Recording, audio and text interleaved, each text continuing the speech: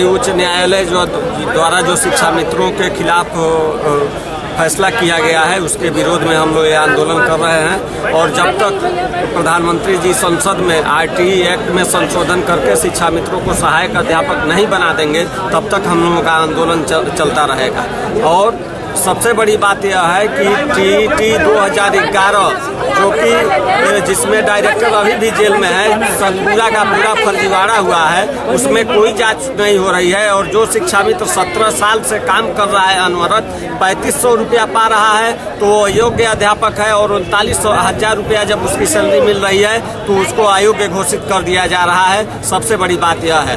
और यदि हमारी मांग नहीं मानी जाती है तो पूरे प्रदेश में उग्र आंदोलन करके किसी भी एमपी एमएलए को हम लोग चैन से रहने नहीं देंगे।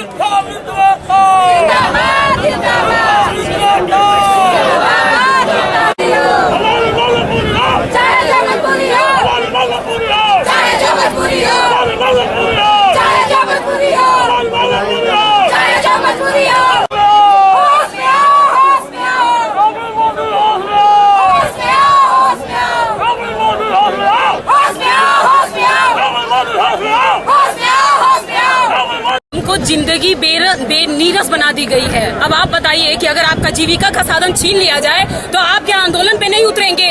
हमारा एकमात्र साधन था शिक्षा मित्र वाली नौकरी। हमको आज तक समायोजन के बाद भी शिक्षा मित्र पर ही बोला जाता है शिक्षा मित्र हैं। 1,72,000 शिक्षा मित्र कहलाते हैं और 72,000 वो वेल क्वालिफाइड है क्योंकि वो टेट पास करके आए हैं। मेरिट का आधार आज 17 साल के अनुभव को नहीं रखा गया है।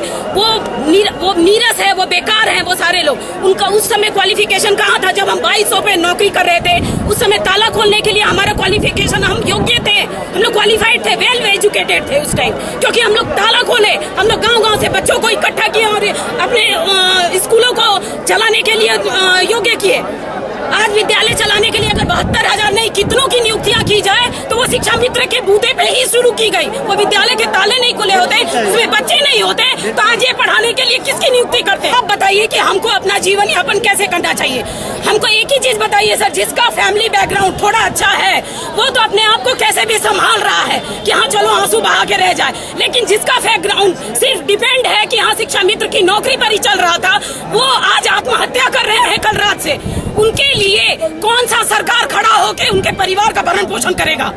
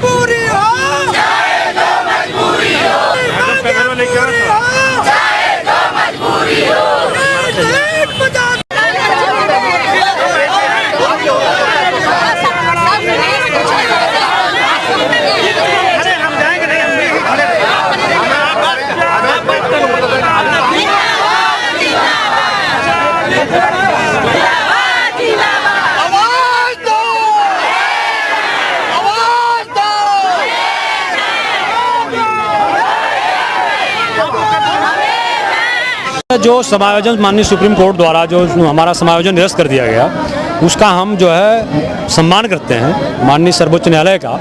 लेकिन उस फैसले के आने से 1,72,000 शिक्षा मित्र हतोत्साहित है। आज माननीय जिला अधिकारी महोदय के माध्यम से माननीय मुख्यमंत्री जी को एक ज्ञापन सौंपने का काम किया है कि आप जो ये का फैसला आया है उसके अगेंस्ट आप फिर सुप्रीम कोर्ट में एक रिव्यू दाखिल करें, जिससे हमें न्याय मिल सकती है।